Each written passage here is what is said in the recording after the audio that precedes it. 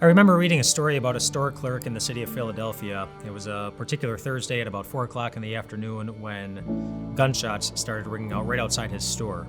And so he hit the ground to protect himself because bullets started flying in through the windows, breaking the glass and hitting things along the wall. And as he was on the ground, a bullet happened to hit a pound cake that was up on a shelf above him, causing the pound cake to fall down and hit him on the head, which caused him to look down, which is when he realized that there was a hole in his shirt.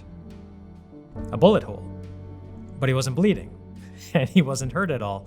And so he looked at the hole in the shirt and he saw that behind the hole was his belt buckle, and inside the belt buckle, attached to the belt buckle, was a bullet. The bullet had gone through his shirt and it had stopped at his belt buckle. His belt buckle saved his life. He didn't see the bullet coming in.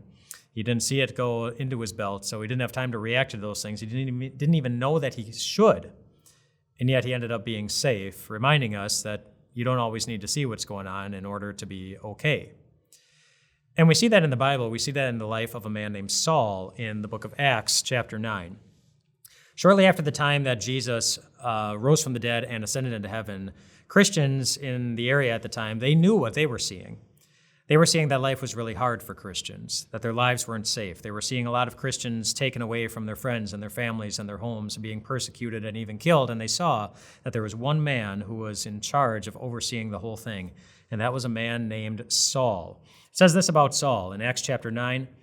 Meanwhile, Saul was still breathing out murderous threats against the Lord's disciples. He went to the high priest and asked him for letters to the synagogues in Damascus, so that if he found any there who belonged to the way, believers in Jesus, whether men or women, he might take them as prisoners to Jerusalem. So Paul is on his way to the city of Damascus, but then one day, as he's on the road to Damascus, suddenly Saul couldn't see a thing.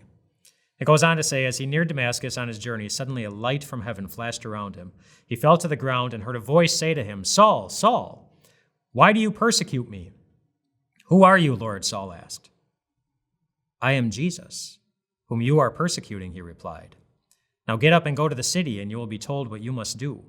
The men traveling with Saul stood there speechless. They heard the sound, but they didn't see anyone. Saul got up from the ground, but when he opened his eyes, he could see nothing. So they led him by the hand into Damascus. And so the same Jesus that he had been persecuting ended up blinding him to humble him, to show him that the Lord was paying attention to what he was doing, to show him that the Lord was really in control. And from that moment on, Christians around the area, they started to see something different. They saw a reason to believe that they were going to be okay. They saw a reason to be confident that God was going to take care of them, even if they saw bad things happening. And now as we get into the new year, there might be some good things you're hoping to see as you get into this new year that you never end up seeing.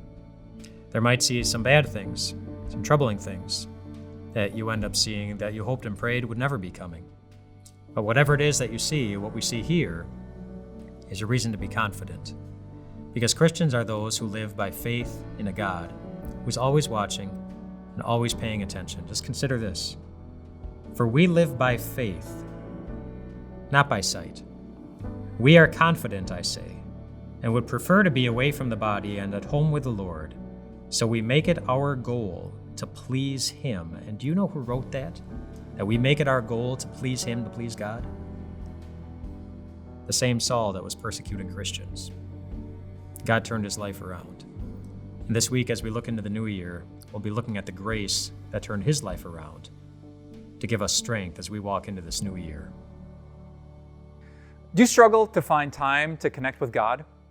Well, click here to subscribe to our daily email. We'll make sure that you hear about God's promises, His love, and His amazing word.